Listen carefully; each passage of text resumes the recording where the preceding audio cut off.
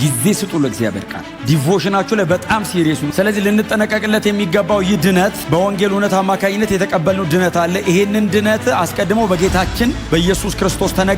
ቀጥሎ ደግሞ ከእርሱ የሰሙት አረጋገጡልን ይላል። በመላእክት በኩል የመጣው ሕግ ነው። በኢየሱስ ክርስቶስ በኩል የመጣው ወንጌል ነው። ስለዚህ ይሄንን አስቀድሞ የነገረን ራሱ መሲሁ ጌታችን ኢየሱስ ክርስቶስ ከሰማይ ወርዶን የነገረን። እርሱ ደግሞ አልበቃውም። ቀጥሎ ደግሞ ከእርሱ የሰሙ የመጀመሪያ ፈርስት አንድ ኢንፎርሜሽን እጃቸው ላይ ያሉ 11 ማለት ነው። 11 ደግሞ ከኢየሱስ ቀጥታ ደግሞ የተቀበሉት እነሱ አረጋገጡልን። ይሄም ደግሞ አልበቃውም። እግዚአብሔር በልጁ በኢየሱስ ክርስቶስ ተናገረ። ያንነው እውነት ሌላ አይደለም የነገሩን። ኢየሱስ የመጨረሻ መልእክተኛ ነው። ከኢየሱስ ወዲያ የሚመጣ አዲስ መገለጥ የለም። አዲስ ብርሃን አይመጣም። ለማብራራት ከሄድን ኢየሱስ ክርስቶስ የተናገረው ጋር ነን። በራልኝ ካልን ኢየሱስ የተናገረው ድረስ ነው። ከኢየሱስ ወዲያ ብርሃንም መገለጥም የለም። እሱን አረጋገጡት ነው የሚለው። ባይዘ አዲስ አመጡ አይልም። በሙሴ በኩል የመጣው ማደግ ነበረበት። ሙሉ አይደለም፣ ጥላ ነው።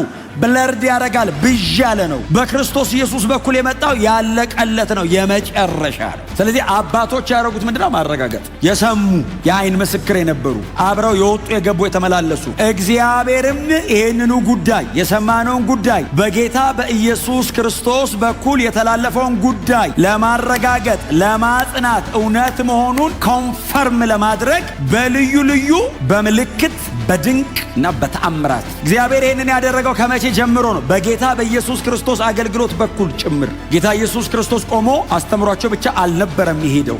የሚናገረውን እውነት እግዚአብሔር ከእርሱ ጋር ነበረና አይደለም ይለው። በምልክትና በተአምራት ያጸና ነበር። እግዚአብሔር አብሮት ነበረና ከጌታ ከኢየሱስ ክርስቶስ ጋር እግዚአብሔር አብሮ ነበረ። አብ አይተወኝም አለ ኢየሱስ፣ ከኔ ጋር ነው አለ ኢየሱስ። መሬት ላይ ያለ አብ አብሮታል።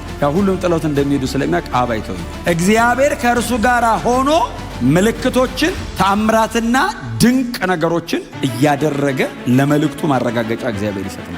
በምን አረገ? በእጆቹ በአንደበቱ ቃል ሲመላለስ ሲወጣ ሲገባ ተአምራቶችን ምልክቶችና ድንቅ ነገሮችን እግዚአብሔር እያደረገ መስክሮለታል። ማን ያረገው? በክርስቶስ ኢየሱስ በኩል እግዚአብሔር ነው ያረገው። እግዚአብሔር ለምን አረገ? እየመሰከረ የመጨረሻው ድነት በእርሱ በኩል እንደሆነ እግዚአብሔር ኮንፈርም እያረገ ነው። ኢየሱስ የሚያደርጋቸውን ተአምራት ወንድማችን ጴጥሮስ በመንፈስ ቅዱስ ተሞልቶ ሲሰብክ እግዚአብሔር ነው ያረጋቸዋል። ይህ ሰው ከእግዚአብሔር ዘንድ እንደሆነ እግዚአብሔር ማረጋገጫ ሰጥቷል። ምልክቶችን ታምራትና ድንቅ ነገሮችን አድርጉ። የተቀበልነው ድነት የተካፈልነው ሕይወት ከእግዚአብሔር ዘንድ ለመሆኑ ምልክት እግዚአብሔር በልጁ በክርስቶስ ኢየሱስ በኩል አድርጓል። በእኔ እንዳለ እኔ በእርሱ እንዳለው እምናገረውን ባትቀበሉ ታምራቱን እስቲ ይመኑ። በጌታ በኢየሱስ ክርስቶስ በኩል ይከናወኑ የነበሩትን ምልክቶች ራሱ ጌታችን ሲናገር አብ ነው እያደረገ ያለው። ታዲያ ታምራቱን አታዩም? የአብን እኔ በእናንተ መካከል የተገለጥኩ ሰው ነኝ ስመላለስ ይላቸዋል። እነዚህን ታምራቶችና ምልክቶች የሚያደርጋቸው አብ ነው። እኔን አትመኑኝ፣ የማወራውን የምናገረውን የማስተምረውን አትመኑኝ። ግን አባቴ በእኔ እጅ የሚያደርገውን ተአምራቱን ይሁንና መኑ እንጂ። ምክንያቱም በጌታ በኢየሱስ ክርስቶስ እጅ የሚደረጉ ተአምራት ራንደምሊ ማንም ነቢይ ማንም ካህን በዘመኑ የተነሳ ታላቅ የሚባል አገልጋይ የሚያረጋቸው አይነት ተአምራት አይደለም የሚያረገው። ለምሳሌ የአልዓዛር ከመቃብር መውጣት ማንም አርጎ አያቅም፣ ማንም አያረግምም። ከዚህም በኋላ አይሆንም። ባይዘው የአልዓዛር ከመቃብር መውጣት ባይዘው የሞተ ሰው ማስነሳት አይደለም፣ መሲሁ ማን እንደሆነ ማሳያ። እግዚአብሔር የሞተ ሰው እያስነሳ አይደለም አልዓዛር ጋር። የአልዓዛር አይነት ግን ሰማይና ምድር ከተፈጠረ ማንም አስነስቶ አያውቅም። አሁን ሰው እንደ ሞተ አይነሳም። ሞቶ ተቀብሮ ቆይቶ የትንሣኤ ቀን ነው የሚነሳው የሚለውን ትምህርት ለማስተማር ስለሆነ ማንም ሰው ኢየሱስ ያደረገውን ያንን አይነት ተአምር ሊያደርግ አይችልም፣ አይደገምም። ኢየሱስ አያቸው ልክ አልዓዛርን ከሞት ካስነሳው በኋላ ወይ የሞተው ተነሳ እንዴ? አይደለም ያለው ትንሣኤና ሕይወት እኔ ነኝ አለ። አሁን አየህ አልዓዛር ከሞት ተነሳ አይደለም፣ እኔ ነኝ ትንሣኤ። እያስተማረ ያለው እኔ ከሞት ቀስቃሽ ነኝ፣ ሕይወት እኔ ነኝ፣ ትንሣኤ እኔ ነኝ ነው ትምህርት።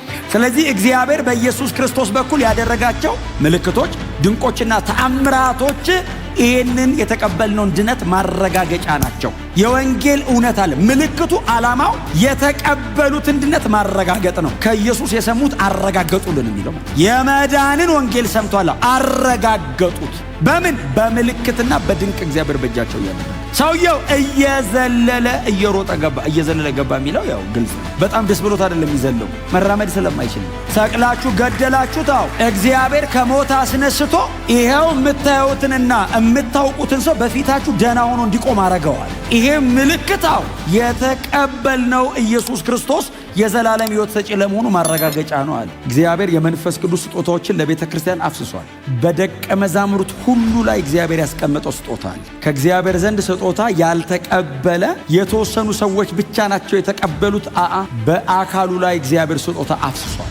ለተቀበላችሁት ሕይወት ማረጋገጫ እግዚአብሔር በእናንተ ሕይወት ላይ ስጦታ አፍስሷል። ከልቲቬት አድርጉት፣ እድል ስጡት እንዲወጣ። የሰዎች ፍልስፍና ላለመሆኑ ማረጋገጫው እግዚአብሔር እንደ በጎ ፈቃዱ ያደላችሁ ስጦታዎች ነው። በልዩ ቋንቋ መናገር፣ የተለያዩ ምልክቶችና ድንቆችን በሕይወታችሁ ላይ ማድረግ፣ በምትወጡ በምትገቡበት ጊዜ እግዚአብሔር አምላክ መለኮታዊ ጣልቃ ገብነቶችን እያደረገ ታላላቅ ማዳኖችን መስራት፣ እግዚአብሔር በሕይወቴ ያደረገው ለሕያውነቱ ምስክርነት ብዙ የምትሉት ነገር አለ።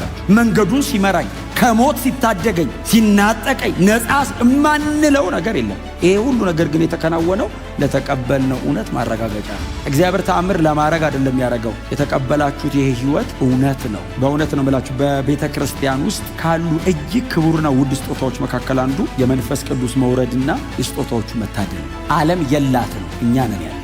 መንፈስ ቅዱስ አክቲቭሊ የሚሰራው ከአማኞች ጋር በሉዓላዊነቱና በአምላክነቱ በምድር ፊት ላይ የወደደውን ያደርጋል። ከእኛ ጋር ግን አብሮ ነው የሚሰራው። ዓለም ስለሌለው፣ ዓለም ስለማያየው፣ የማያውቀው የእውነት መንፈስ በእናንተ ውስጥ ስለሚኖር፣ እናንተ ጋር አብሮ ስለሚሆን እናንተ የምታውቁት ይህ የእውነት መንፈስ። ያለ መንፈስ ቅዱስ አቅም፣ ያለ መንፈስ ቅዱስ ማደር፣ ያለ መንፈስ ቅዱስ እርዳታ ሰው ክርስትናን መኖር አይችልም። የተቀበልከው ይሄ ትምህርት በአይምሮ ላይ የሚቀመጥ መረጃ እንዳልሆነ ያረጋገጠልህ እኮ መንፈስ ቅዱስ። ጥቂት ነገር ገብታን እንድትበዛልን እሞትለታለሁ ያስባል መንፈስ ቅዱስ። እግዚአብሔር ይህንን በማደል ለዚህ እውነት ማረጋገጫ ሰጥቷል። እግዚአብሔር ቴስቲፋይ አድርጓል። ትክክለኛ ቃሉ እሱ ነው። ምስክርነት እግዚአብሔር የሰጠው ማረጋገጫ እያደረገ ከኋላ እያተመበት ይህንን ብርሃን ያበራልን፣ ይህንን እውነት የገለጠልን፣ ደግሞ ይህንን እውነት ገልጦልን በላዩ ላይ ምልክት ያደረገ። በጣም ቻሌንጅ ሊያደርግ ይችላል። እውቀት ሊበልጥ ይችላል። ልክ አይደለም ያንተ እምነት ሲል ነክቼዋለሁ እኮ እንዴት አድርጌ ላስረዳህ? አሁን ወንጌል መረጃ እንዳልሆነ ማረጋገጫው መንፈስ ቅዱስ እኛ ውስጥ አለ። እውነት ነው። ኦፍኮርስ ከጥላውን የተሻለ ፍልስፍና የሚያስረዳ የለም እንዴ?